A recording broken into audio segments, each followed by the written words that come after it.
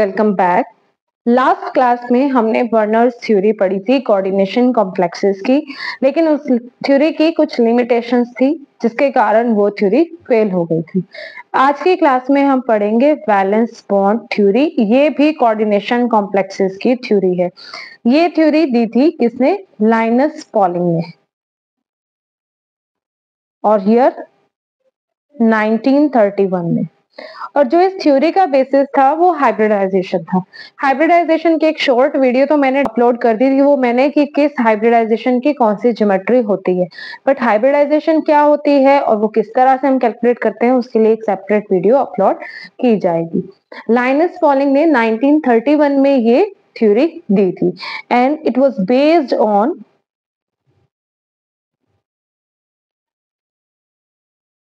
Concept of hybridization के concept पे वो बेस्ड थी। हर कोऑर्डिनेशन कंपाउंड में यही बात की जाती है कि एक लिगेंड है और एक मेटल है। मेटल के पास होंगे एम्प्टी ऑर्बिटल्स और लिगेंड के पास होंगे लोन पेयर डोनेट करने के लिए सेंट्रल मेटल को। इस थ्योरी में भी सिमिलर सा है बट पोस्टुलेट थोड़े डिफरेंट है। ये मेटल के डी ऑर्बिटल, ये वाला, और ये लिगेंड का ऑर्बिटल जिसमें एक लोन पेयर प्रेजेंट है। ये थ्योरी कहती है कि जो मेटल है वो अपने डी ऑर्बिटल्स को एम्प्टी करेगा, मतलब अवेलेबल करेगा एम्प्टी डी ऑर्बिटल, जिसमें लिगेंड के ऑर्बिटल आके इलेक्ट्रॉन डोनेट करेंगे, मतलब ये ओवरलैप करेंगे आपस में और उसकी वजह से इनके बीच में बन जाएगा कोऑर्डिनेट बॉन्ड। तो दो बातें तो ये हो गई कि पहले तो मेटल एटम को या आयन को अपने डी ऑर्बिटल्स को एम्प्टी करना पड़ेगा ताकि वो अवेलेबल हो जाए बॉन्ड फॉर्मेशन के लिए। और दूसरा पॉइंट ये हो गया कि जो लिगेंड्स हैं, लिगेंड्स के ऑर्बिटल आके मेटल के एम्प्टी ऑर्बिटल के साथ ओवरलैप करते हैं और उन दोनों के बीच में कोऑर्डिनेट बॉन्ड बन जाता है। तो फर्स्ट पॉइंट लिखो, द सेंट्रल मेटल एटम और आयन। सेंट्रल मेटल एटम भी हो सकता है, अगर वो न्यूट्रल फॉर्म में है तो मेटल एटम लिखोगे, और अगर उसके ऊपर पॉजिटिव चार्ज है तो उसको आयन लिखोगे। द सेंट्रल मेटल एटम और ion makes available empty d orbitals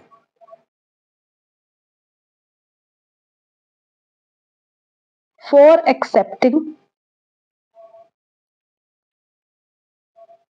ligand electrons। ligand के इलेक्ट्रॉन्स को एक्सेप्ट करने के लिए एम्प्टी करेगा सेंट्रल मेटल एटम अपने डी ऑर्बिटल्स को।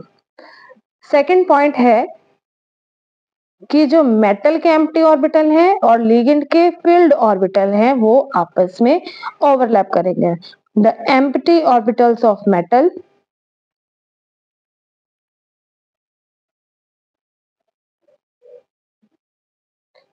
एंड फिल्ड ऑर्बिटल्स ऑफ, किसके होंगे फिल्ड ऑर्बिटल्स? लिगेंड के। And field orbitals of ligand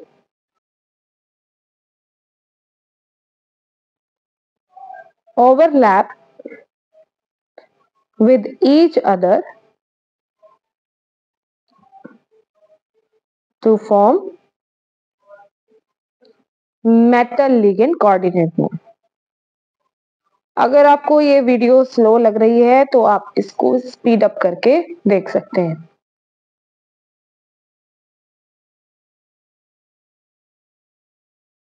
ये तो हो गए इसके दो पोस्टुलेट।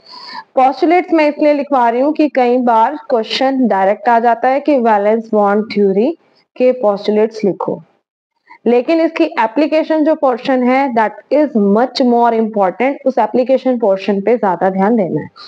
थर्ड पोस्टुलेट इसका कहता है कि जो भी ऑर्बिटल्स कंबाइन कर रहे हैं, कि मेटल के तो कोई भी ऑर्बिटल्स हो सकते हैं, n-1d भी हो सकता है, और लिगेंड के ns np या फिर मेटल का nd ऑर्बिटल, ये आपस में हाइब्रिडाइज कर सकते हैं, इनमें हाइब्रिडाइजेशन हो सकती है। मतलब हाइब्रिडाइजेशन का कंसेप्ट इंपॉर्टेंट है, उस पर मैं सेपरेट वीडियो अपलोड कर दूंगी जल्द ही।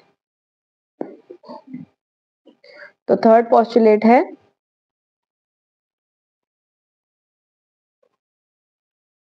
The metal orbitals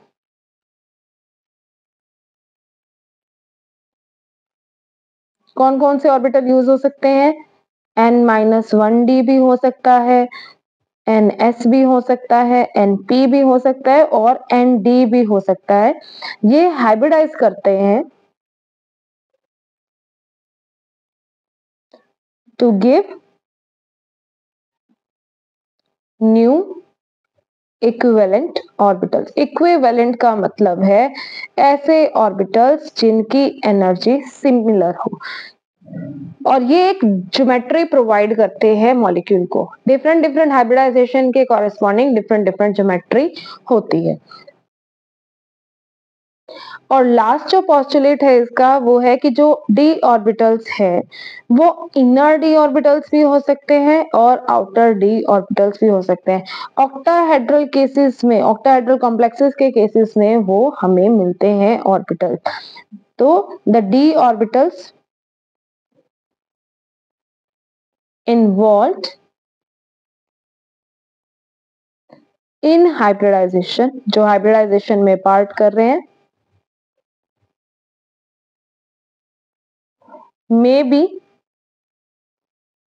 either inner D orbitals, अंदर वाले डी ऑर्बिटल्स भी हो सकते हैं जिनको हम n-1 डी ऑर्बिटल्स के नाम से लिखते हैं, इस तरह डिनोट करते हैं। और आउटर डी ऑर्बिटल्स, अंदर वाले डी ऑर्बिटल्स भी हो सकते हैं और वो बाहर वाले डी ऑर्बिटल्स भी हो सकते हैं, मतलब एन डी ऑर्बिटल्स। और ये किस केस में हमें देखने को मिलता है? स्पेशली ऑक्टाहेड्रल कॉम्प्लेक्सेस की केस में। आपको सारे पोस्टुलेट लिखने हैं पूरा एज इट इज, तो आप सारे नोट कर सकते हैं। अगर आपको इसमें से कोई शॉर्ट पॉइंट नोट करना है तो शॉर्ट पॉइंट नोट कर सकते हैं। तो इनर डी ऑर्बिटल भी हो सकते हैं यूज, आउटर डी ऑर्बिटल्स भी। और किस केसेस में आएगा? ऑक्टाहेड्रल कॉम्प्लेक्सेस में, क्योंकि ऑक्टाहेड्रल कॉम्प्लेक्सेस में दो तरह की हाइब्रिडाइजेशन होती है, D2sp3 एंड sp3d2। ये दोनों ही ऑक्टाहेड्रल कॉम्प्लेक्सेस के लिए है। अब ये इनर और आउटर डी ऑर्बिटल्स क्या होते हैं मैं ये आपको बता देती हूँ।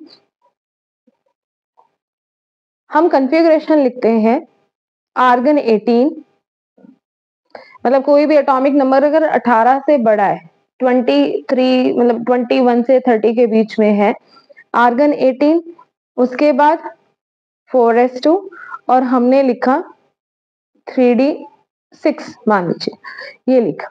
अब ये देखो सबसे बाहर वाली शेल कौन सी रहेगी? नंबर देखना है सबसे बड़ा नंबर कौन सा है। अगर आपको इसमें कंफ्यूजिंग लगता है, हम अगर कॉन्फ़िगरेशन लिख रहे हैं एटॉमिक नंबर 26 के लिए तो क्या लिखेंगे? 1s2, 2s2, 2p6, 3s2, 3p6, 4s2, 3d6, ये लिखेंगे configuration according to Aufbau principal.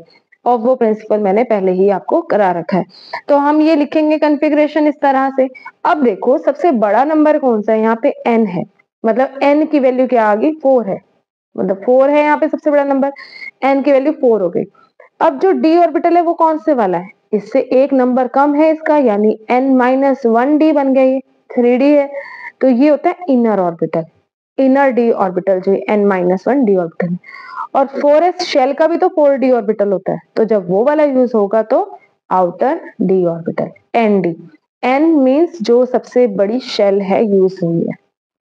Inner orbital जो इससे छोटे वाला है, मतलब 3, n-1 हो गया, वो 4 से कम है एक, और अगर फोर्थ शेल का यूज हो रहा है तो वो एन डी ऑर्बिटल। तो ये है इनर एंड आउटर ऑर्बिटल्स, इसका आपको ध्यान रखना है क्योंकि ये एप्लीकेशन पोर्शन में यूज होगा। ज्योमेट्रीज जिस हाइब्रिडाइजेशन के कॉरेस्पॉन्डिंग जो है वो आप ध्यान से नोट कर लीजिएगा और उसे याद कर लीजिएगा। नेक्स्ट क्लास में हम करेंगे applications of valence bond theory. Thank you.